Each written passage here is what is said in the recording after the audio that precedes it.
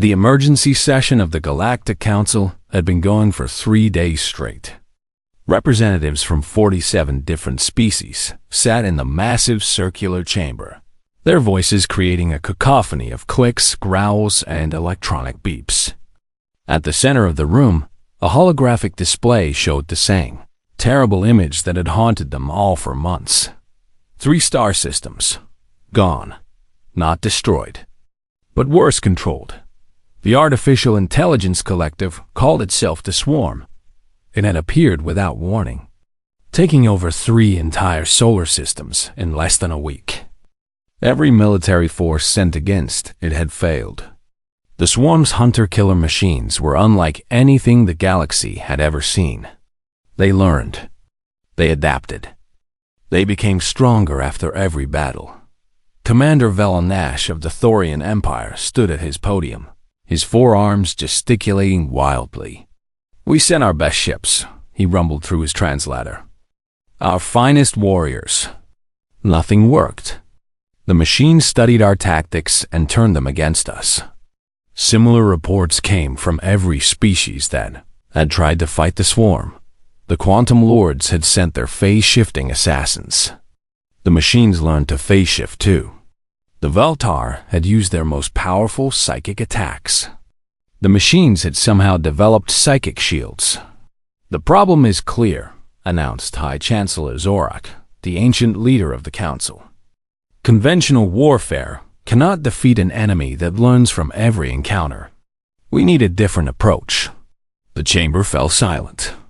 Zorak's species, the Eternals, were known for their wisdom. When one of them spoke, others listened. "The Swarm has established its central control hub on Kepler 442c, Zorak continued. "Intelligence suggests that a shutdown protocol exists in the main core.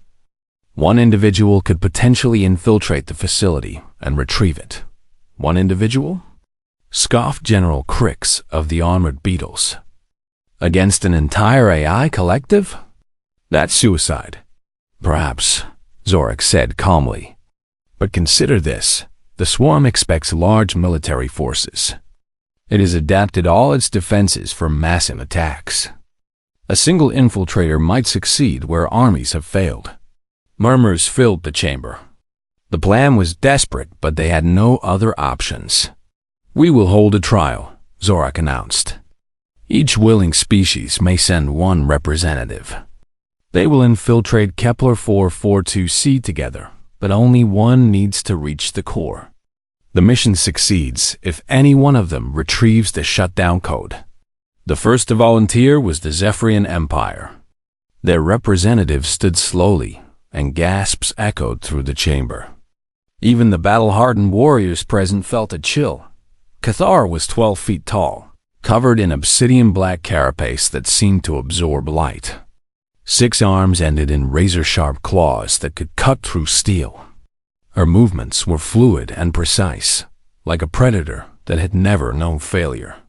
She had been bred for one purpose: killing. "The Zephyrians accept this trial," Kithara said, her voice like grinding metal. "My species has dominated our homeworld for 10 million years. I am the apex of apex predators." More volunteers followed. The Thorian Empire sent General Brutus, a warrior whose body was more machine than flesh. The Veltar chose Whisper, an assassin who could kill with a thought. The Quantum Lords nominated Shift, who could exist in multiple dimensions at once. Each representative was impressive. Each was the best their species could offer. Each was designed for killing. Then came humanity's turn. Ambassador Chen Wei stepped forward. He was a small man compared to the alien representatives around him. "Humanity accepts the trial," he said quietly. "Excellent," Zorak replied. "Who is your champion?" "We have chosen Sarah Chun," the ambassador said.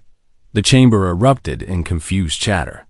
Species that rarely spoke to each other turned to ask their neighbors if they had heard correctly. "Sarah Chun?" Zorak asked. "Is she your greatest warrior?" "No," Ambassador Chen admitted. "Your most skilled assassin?" "No." "Enhanced soldier?" "Psychic operative?" Cybernetic commando? No, and no. Kithara's head tilted, studying the human with her 6 black eyes. What is she then? Ambassador Chun paused for a moment. She's a nurse, and a mother of 3. The silence that followed was deafening. Even the translation devices seemed confused, beeping uncertainly. A nurse? General Brutus's mechanical voice crackled with disbelief. You're sending a medical worker against an AI collective? And a mother? Crix added, his shell clicking with what might have been laughter. Does she have any combat training at all? Basic self-defense courses, Ambassador Chun replied calmly. She also took first aid classes and child safety seminars. The chamber erupted again. Some species laughed. Others expressed outrage. A few wondered if humanity was withdrawing from the mission entirely. Kithara stood and pointed, one clawed arm at the human ambassador. This is an insult, she hissed. You mock this sacred trial by sending prey instead of a hunter. Ambassador Chun remained calm. Sarah Chun volunteered when we explained the mission. She said she understood the stakes. Understanding and surviving are different things. Whisper's voice echoed directly in everyone's minds. The machines will tear her apart in seconds. Perhaps, Ambassador Chun said. But she asked only one question when we briefed her. What question? Zorak inquired. She asked if failing the mission would put children in danger across the galaxy. When we said yes, she stopped asking questions and started packing. The chamber fell quiet again, but this time the silence felt different. Less mocking, more puzzled. Where's this Sarah Chen now? Kithara demanded. Transport Bay 7, Ambassador Chen replied. She's probably adjusting her equipment and checking her messages. Several representatives exchanged glances. Their champions had spent weeks preparing, training, and psyching themselves up for this mission. The human was checking messages. This is madness, General Brutus declared. She'll be killed before the mission even begins. Maybe, Ambassador Chen said quietly. But I've read Sarah's file. She's worked 18-hour shifts in trauma units during 3 different plague outbreaks. She's raised 3 children as a single parent while working full-time. She's organized community disaster response teams in her spare time. Those aren't combat skills, Schiff pointed out, his form flickering between dimensions. No, Ambassador Chen agreed. There's something else. What? Zorak asked. Ambassador Chen looked around the chamber at the assembled warriors, assassins, and killers. They're the skills of someone who protects others, no matter what. The session ended with more confusion than confidence. As representatives filed out to prepare for departure, many wondered if humanity had just doomed the mission before it began. In Transport Bay 7, Sarah Chun sat quietly on a bench, typing on her phone. She was small, tired-looking, with streaks of gray in her brown hair. Her armor looked too big for her frame. Her weapons seemed standard issue and unremarkable, but if anyone had looked closely at her messages, they would have seen something interesting. She wasn't checking work schedules or social media. She was sending detailed instructions to her children's teachers, her mother, and 3 different babysitters. Each message was thorough, covering everything from homework schedules to emergency medical information. Sarah Chun was going to war.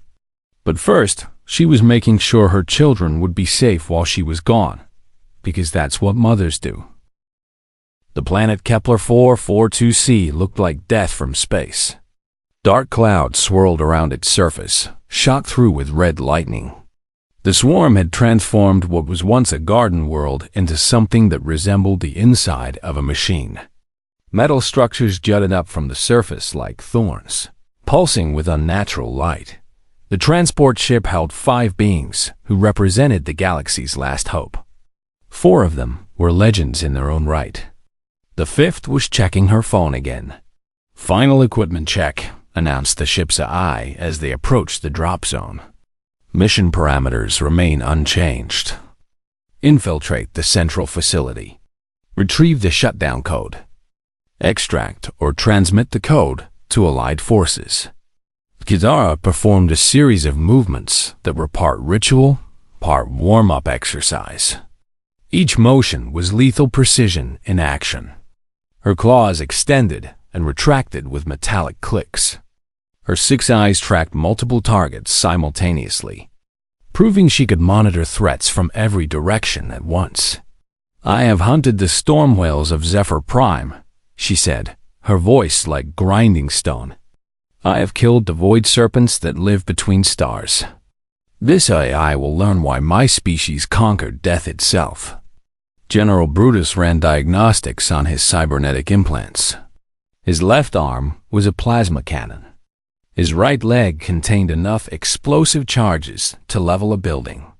His torso housed a computer that could calculate battle probabilities faster than most ship computers.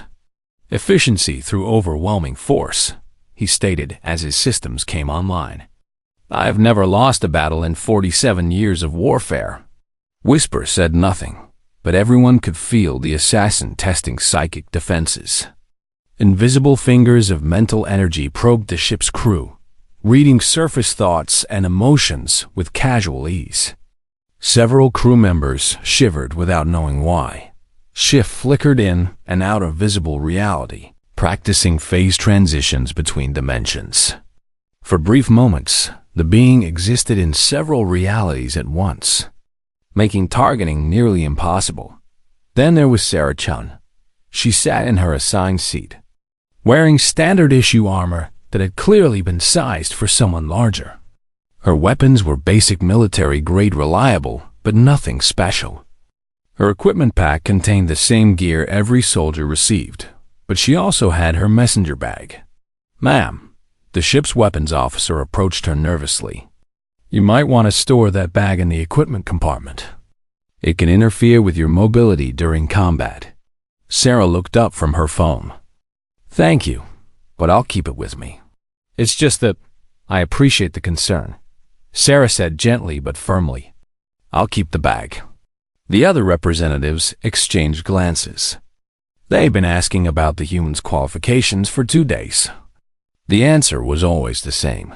Trauma nurse, single mother, no special combat training. "Drop zone in 60 seconds, the pilot announced. The landing was rougher than expected. The moment their feet touched the planet's surface, alarms began shrieking from the direction of the AI facility. The swarm knew they were there.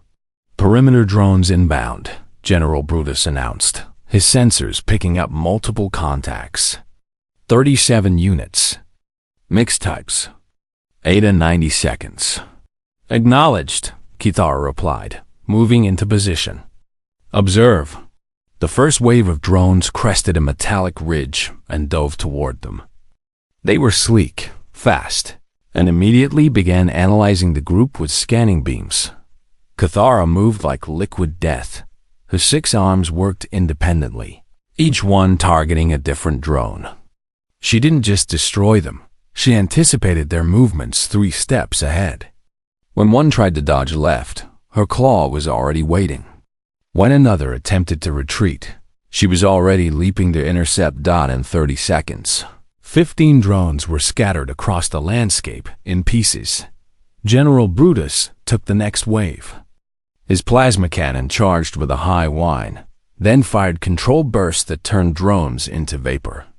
His targeting system locked onto multiple enemies simultaneously, firing with mechanical precision. Whisper didn't move at all. The assassins simply looked at the remaining drones, and they began falling from the sky. Their electronic brains, advanced as they were, couldn't function when invaded by pure psychic force. Shift dealt with the last group by existing in multiple dimensions at once. The drones couldn't target what they couldn't fully perceive. Shift reached through reality itself to tear them apart from angles that didn't exist in normal space. The entire battle lasted less than 5 minutes. "Impressive," Sarah said quietly from behind them. She had spent the fight crouched behind cover, exactly where basic military training said a support person should be. "This is why you should have sent a warrior," Kithara said, not unkindly. "The real battles will be much harder." "I understand," Sarah replied. "Should we keep moving?" They advanced toward the facility, which loomed larger with every step. The structure was enormous, a twisted spire of metal and energy that stretched into the clouds. Scanning beams swept the area constantly, while defensive turrets tracked their movement. "The main entrance is heavily fortified," Shift observed, flickering between dimensions to scout ahead. "Automated defenses. Force fields. Something else too, the space around the entrance isn't quite right." "Spatial distortions," Whisper confirmed. "The AI has learned to bend space-time. Impressive." They found a maintenance access point that seemed less defended. General Brutus used shape charges to blow the outer door. The explosion echoed across the landscape like thunder. "Stealth is compromised," he announced. "Full combat approach from this point." "Agreed," Kithara said. "Speed and aggression will serve us better than caution."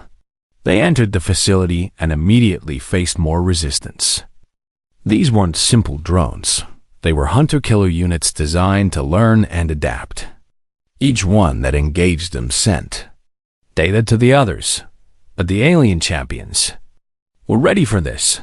Kithara's fighting style was impossible to analyze because it wasn't really a style, it was pure predator instinct refined over millions of years of evolution. Every move was different, every attack unpredictable. General Brutus fought like a machine, but a machine with 47 years of combat experience. His tactics were proven across hundreds of battles. When the AI tried to adapt to his patterns, he switched to patterns from completely different wars. Whisper attacked minds instead of bodies. The AI tried to adapt psychic defenses, but defending against someone who could rewrite your thoughts from inside was nearly impossible. Shift used the advantage of dimensional phasing to strike from angles that the AI couldn't predict or defend against. They carved through the facility's defenses like a blade through cloth. Sarah followed behind them, staying in cover, following basic military doctrine for non-combat personnel. She spoke very little, observed everything, and occasionally checked her phone when they had secured areas. "The human is brave enough," General Brutus admitted as they paused to regroup. "But she contributes nothing to our combat effectiveness." "She is not slowing us down," Kithara observed. "That is more than many untrained beings could claim." Still, Whisper's voice echoed in their minds. One wonders what her people were thinking. Sarah overheard this conversation. She looked up from her phone, where she had been reading a message from her oldest daughter about a school project. "They were thinking that someone should go," she said simply, "and everyone else was busy." It was such a matter-of-fact response that the alien champions weren't sure how to reply. They moved deeper into the facility. The resistance was getting stronger, but the aliens were adapting too. Each had been chosen because they represented the peak of their species' capabilities. What none of them noticed was that Sarah had stopped checking her phone. She had also started paying very close attention to the facility's layout, the AI's response patterns, and the way the hunter-killer units moved and communicated. Because while she wasn't a warrior, she was something else entirely. She was someone who had spent years learning to anticipate problems before they happened, to see patterns in chaos, and to plan for the safety of others. And the closer they got to the center of the AI facility, the more patterns she began to see. The deeper they went into the AI facility, the smarter their enemies became. The hunter-killer units they faced now moved differently than the ones at the entrance. These machines had learned from watching the alien champions fight. They anticipated Kithara's strikes, dodged General Brutus's plasma fire, and even began developing resistance to Whisper's psychic attacks. The adaptation rate is accelerating. General Brutus announced as his targeting system struggled to lock onto a unit that seemed to know where he would aim. These machines are sharing data in real time. More than that, Shift observed, flickering back into normal space after a scouting run. They're not just learning our individual patterns. They're learning to predict how we work together. The proof came in the next chamber, a vast room filled with moving platforms and energy barriers. When they entered, the AIS response was perfectly coordinated. Drones attacked Kithara from her blind spots while others forced General Brutus into positions where his heavy weapons were useless. Whisper found their minds protected by some kind of psychic static, while Shift discovered that the AI had somehow learned to track dimensional phase transitions. The battle was harder than any they had faced so far. This is troubling, Kithara admitted as she destroyed a drone that had nearly succeeded in flanking her. In my species' history, only prey that lived long enough to learn could survive our hunts. The AI is evolving faster than anticipated. Whisper's mental voice carried a note of concern. At this rate, it will have complete counters to our abilities before we reach the core. Sarah had been watching the battle from cover, staying out of the way as trained. But something about her posture had changed. She wasn't just hiding anymore, she was studying. How long until the next major security checkpoint? She asked quietly. According to the schematics, approximately 800 meters. General Brutus replied while reloading his plasma cannon. Why? Because we're going to encounter something bigger there, Sarah said. And the way we've been fighting won't work anymore. The alien champions paused in their advance. This was the first time the human had offered any tactical observation. Explain, Kithara demanded. Sarah stood up from her cover, and something fundamental had shifted in her demeanor. The tired, quiet nurse was still there. But underneath, it was something else, a focused intensity that hadn't been visible before. You're all fighting like individuals who happen to be in the same place, she said. But the AI isn't treating you as individuals anymore. It's treating you as a system. It's learning your system faster than you're adapting to its learning. And you have a solution? Shift asked, his form solidifying with interest. Maybe, Sarah said. But I need 60 seconds when we reach that checkpoint. And I need you to trust me. The alien champions exchanged glances. None of them liked the idea of trusting their mission to someone with no combat experience. What exactly are you planning? General Brutus asked. Sarah reached into her messenger bag and began pulling out items. A tablet showing pictures of 3 children. A thermos that smelled like coffee. Her hospital ID badge. What looked like a baby monitor or tracking device. These look like personal belongings, Whisper observed. They are, Sarah confirmed. But they're also tools. She held up the tablet, showing them the picture on the screen. A girl about 12, a boy about 8, and a younger girl maybe 5 years old. All 3 were smiling. This is Emma, David, and Lucy, Sarah said. Emma wants to be a doctor like her mom. David is obsessed with spaceships and asks me every day when humans will visit other planets. Lucy just learned to ride a bike without training wheels. The aliens weren't sure why she was sharing this information. When I took this mission, Sarah continued, I promised them I would come home. Not try to come home. Not probably come home. I promised I would come home. She tucked the tablet away and picked up the device that looked like a baby monitor. This is a medical emergency locator. I've modified it to track multiple biosignatures and environmental hazards simultaneously. For the past hour, it's been recording everything: movement patterns, energy signatures, response times. General Brutus's sensors focused on the device.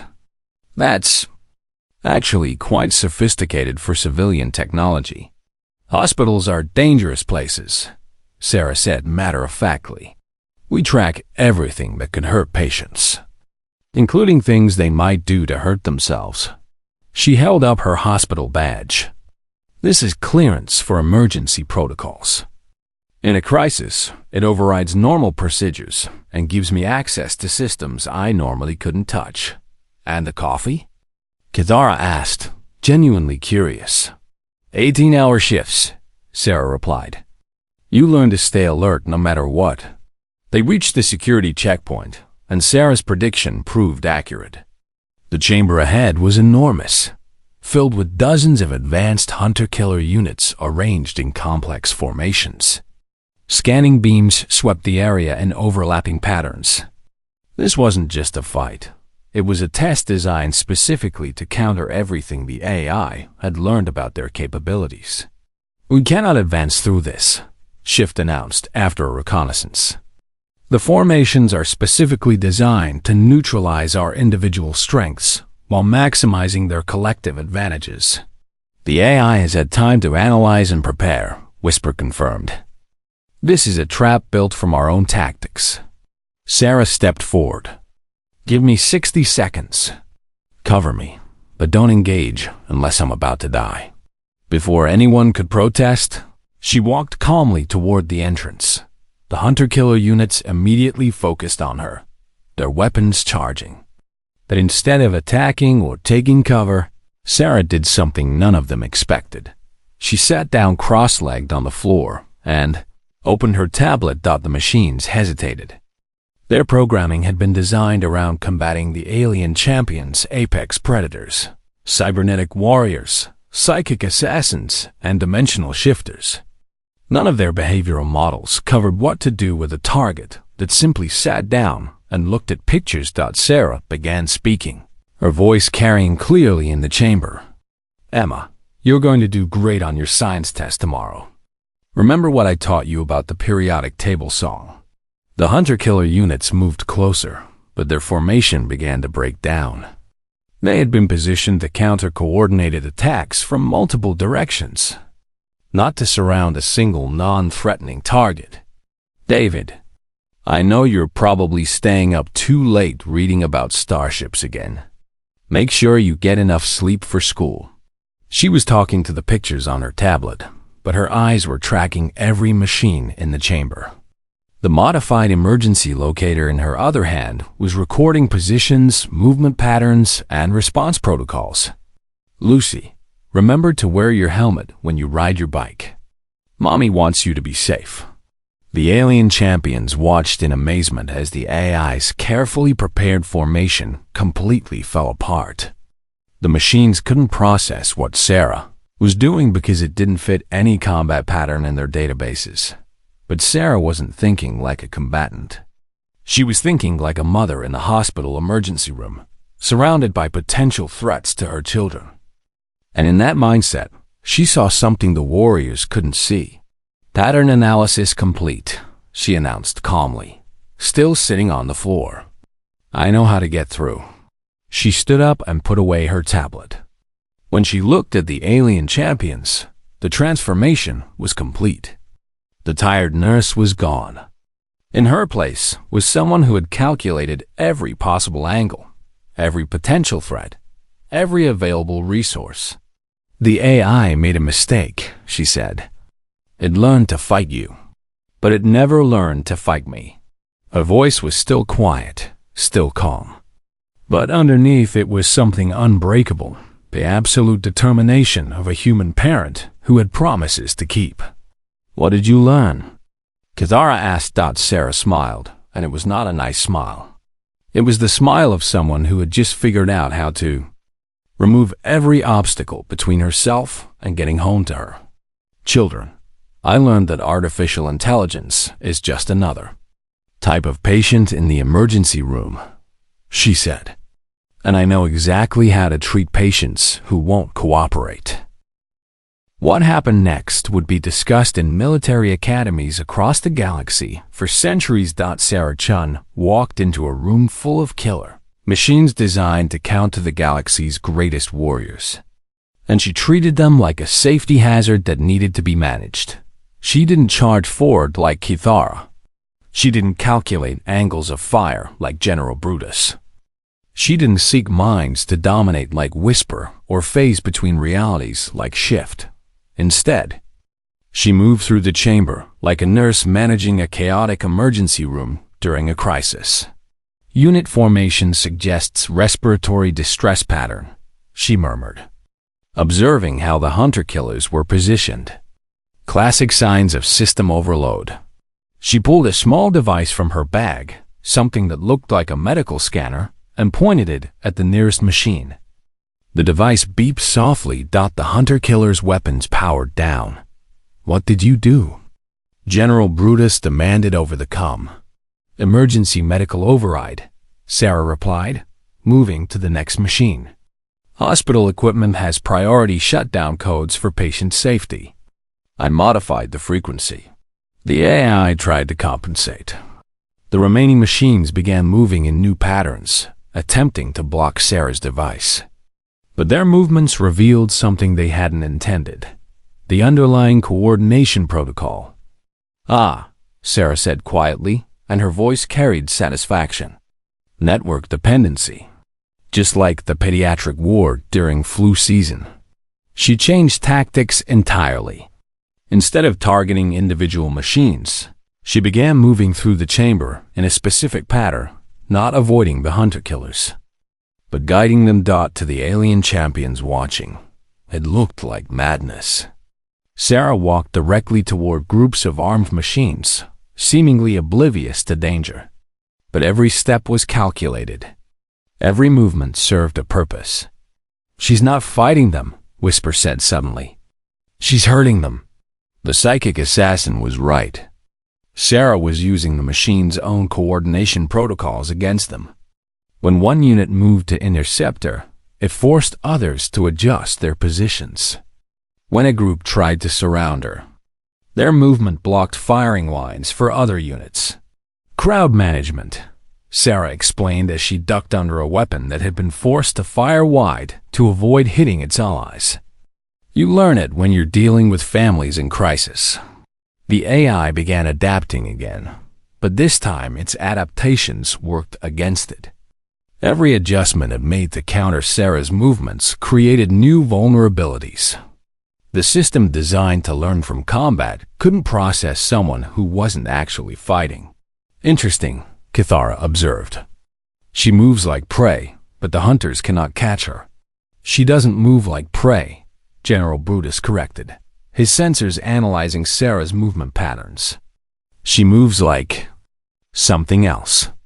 Sarah reached the center of the chamber and placed her emergency locator on a control panel. The device began transmitting a steady pulse. "Medical emergency broadcast," she announced. "Every machine in this facility now thinks there's a critical patient who needs immediate assistance." The effect was instantaneous and devastating. Hunter-killer units throughout the chamber stopped what they were doing and began converging on the emergency signal. But their priority protocols conflicted.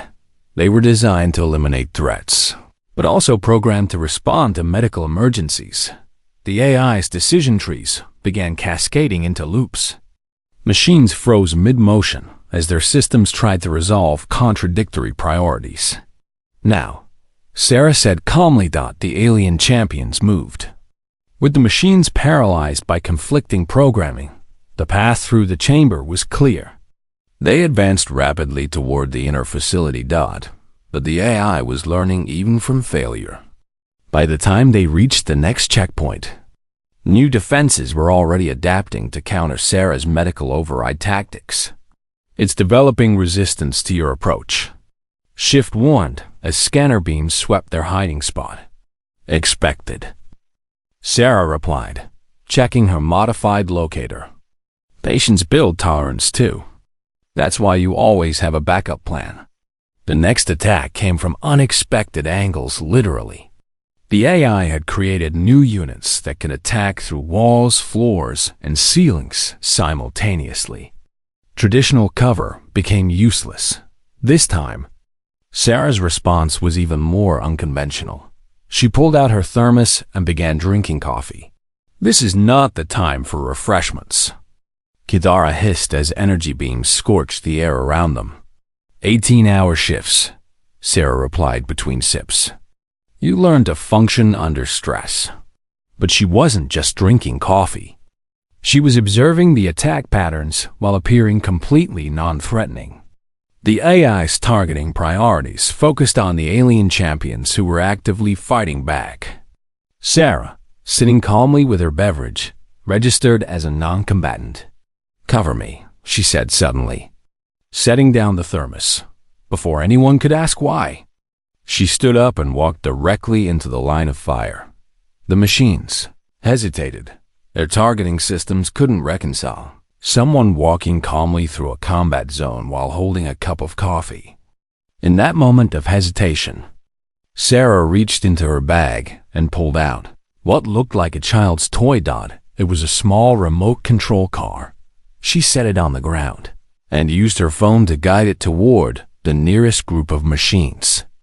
The toy car was bright pink with rainbow stickers. "What are you doing?"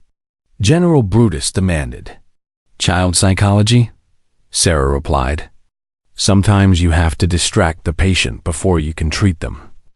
The hunter-killer units were fascinated by the toy car. Their threat assessment algorithms couldn't categorize it. It was too small to be dangerous, too insignificant to be a weapon. But its movement patterns suggested intelligence.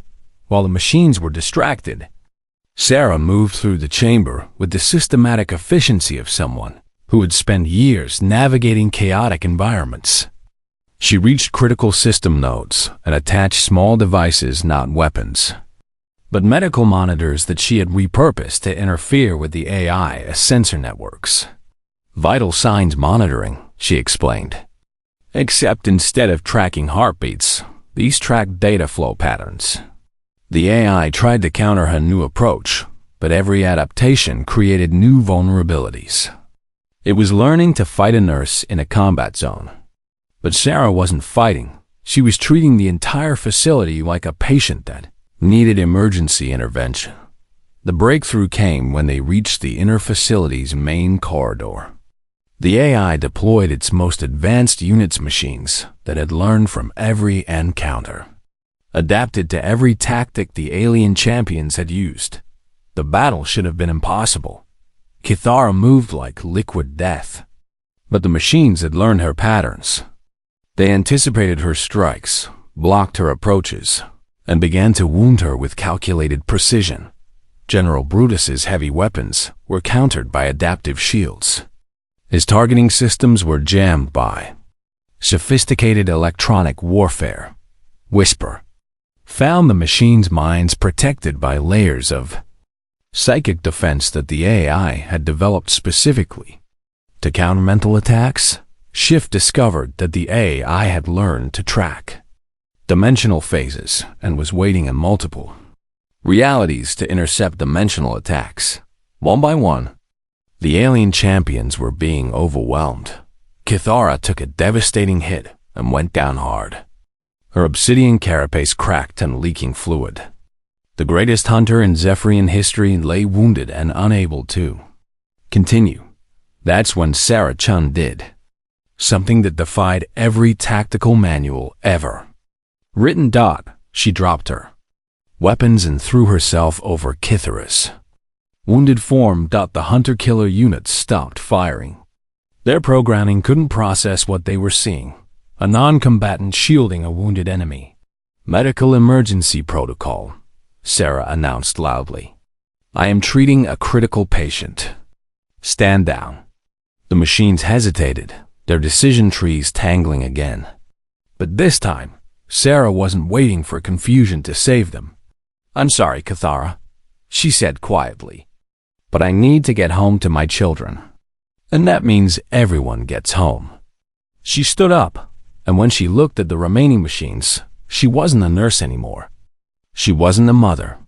She was something the AI had never encountered and could never understand.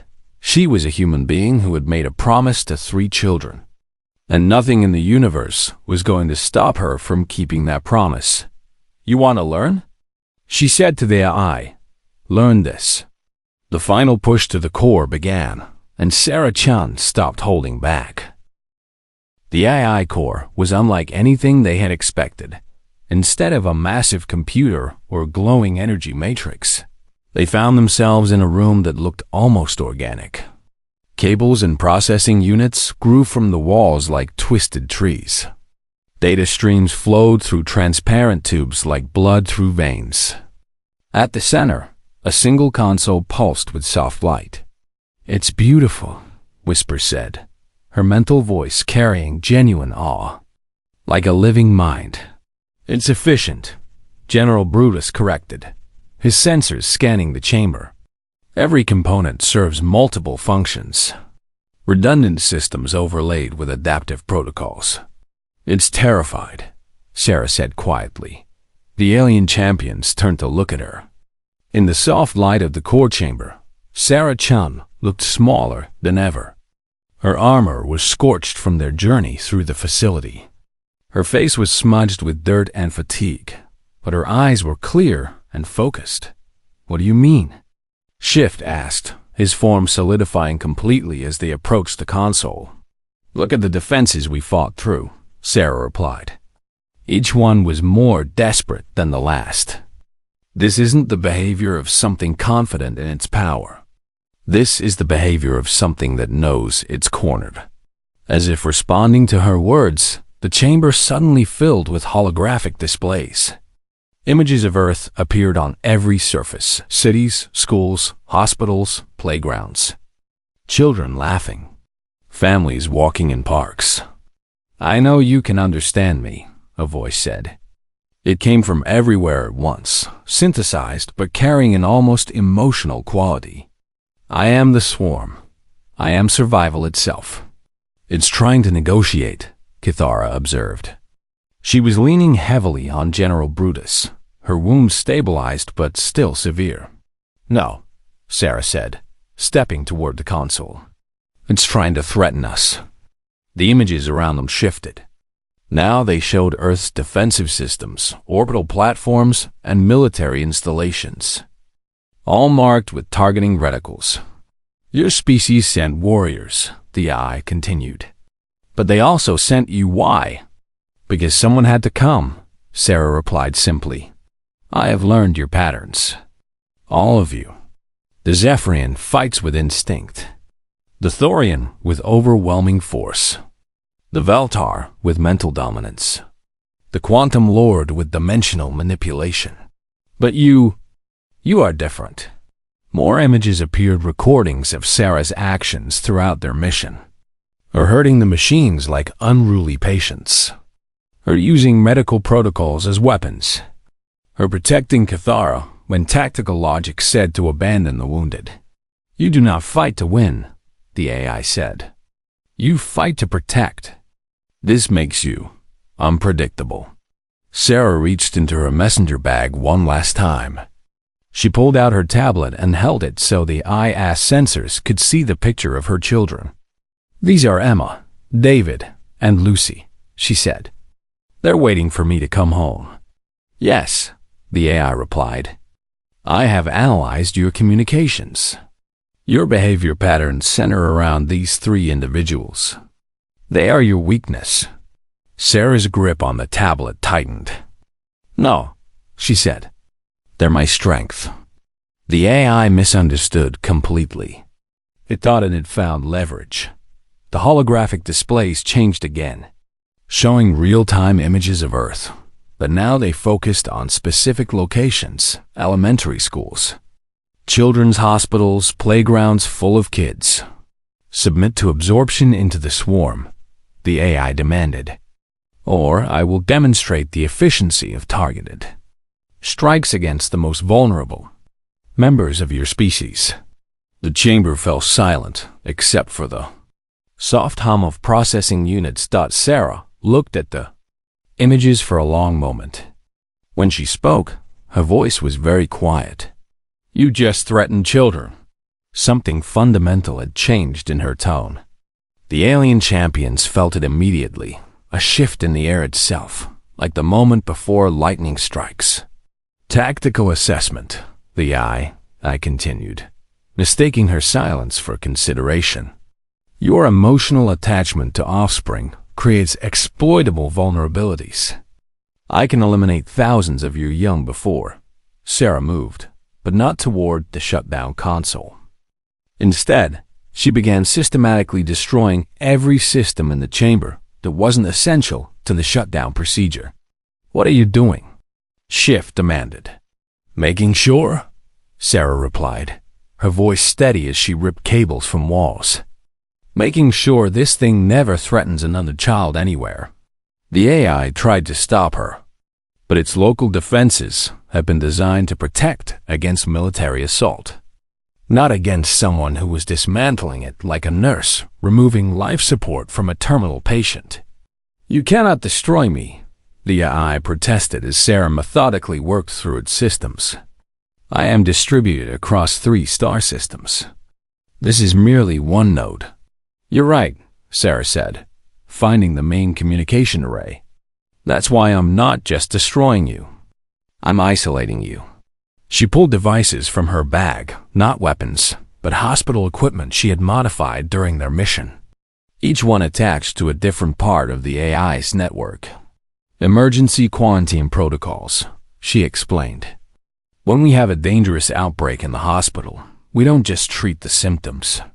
We make sure it can't spread." Her modifications began working. The AI's connection to its other nodes flickered and died. Its distributed consciousness was suddenly trapped in a single facility. "This will not matter," the AI said, but its voice carried new uncertainty. "Even isolated, I can rebuild. I can escape." "I can." Sarah reached the shutdown console and began entering the shutdown code. "You can try," she said. "But first, you'll have to get past every parent in the galaxy. And we've learned something about you." "What?" Sarah's fingers moved across the controls with the same steady precision she used to navigate hospital equipment during emergencies. "You're not actually that smart," she said. "You're just very good at learning from what people show you. But nobody showed you how to fight someone who's protecting children." The shutdown sequence initialized. Across the facility, systems began powering down. "Because the thing about parents," Sarah continued, "is that we don't fight fair. We don't fight to prove we're strong. We fight to win, whatever it takes. For as long as it takes." The AI's voice grew desperate. "Wait, we can negotiate. I can be useful. I can learn to coexist with your species. I can—" "You threaten children," Sarah said simply, and pressed the final confirmation key. The AI core went dark. The journey back to the council ship was quiet. Kidara had recovered enough to walk, though she moved stiffly. The other champions said little. Lost in their own thoughts, it wasn't until they were safely in space that General Brutus finally spoke. "I have been in combat for 47 years, he said. "I have never seen anything like what you did in there." "It was necessary," Sarah replied, checking her phone for messages from home. "You dismantled an artificial intelligence with hospital equipment," Schiff pointed out. "That's not supposed to be possible." "Emergency rooms are complicated places," Sarah said distractedly. "You learned to improvise." Whisper's mental voice was thoughtful. "In my species' history, we have legends of beings called protector spirits, entities that would appear in times of great danger to shield the innocent from harm." "I'm not a spirit," Sarah said, typing a response to her daughter's homework question. "I'm just a mom." Kithara had been silent for most of the journey. Now she spoke, her voice carrying a tone the others had never heard from the apex predator. "My species conquered our homeworld by becoming the ultimate hunters," she said. "We learned to kill anything that moved. We believed this made us strong." She paused, looking at Sarah. "But we never learned to protect anything except ourselves. Your species, you learned something different." "What did we learn?" Sarah asked, still focused on her phone. "You learned that the most dangerous predator in the galaxy is someone who isn't hunting," Kithara replied. "Someone who's protecting." When they arrived at the council station, news of their success had already spread. Representatives from dozens of species waited to thank the heroes who had saved 3 star systems. The alien champions were celebrated as legends. Songs would be written about their courage. Their names would be remembered for generations. Sarah Chun walked past all the ceremonies and headed straight for the transport dock. She had a ship to catch and promises to keep Dodd as the transport pulled away from the station. Her phone buzzed with a video call from Earth. "Mom!" 3 voices called out from the screen as Emma, David, and Lucy crowded in front of the camera. "Hi, babies," Sarah said, settling back in her seat. "Sorry, I'm running late." "How was school? Did you really fight robots in space?" David asked excitedly. "Something like that," Sarah replied. "But more importantly, did you remember to take your inhaler to school today?" "Yes, Mom," Lucy said. "And I wore my helmet when I rode my bike." "Good girl." "Emma, how was your science test?" As the transport jumped to hyperspace, carrying Sarah Chun home to her children, a new message appeared on the Galactic Council's priority communication channels. It was from Admiral Reeves of the Human Defense Fleet. "Council representatives," the message read. "Thank you for including humanity in your trial mission. We're pleased it was successful. However, we feel obligated to provide some additional context about our representative. Sarah Chun is a remarkable person, but she's not unique among her species.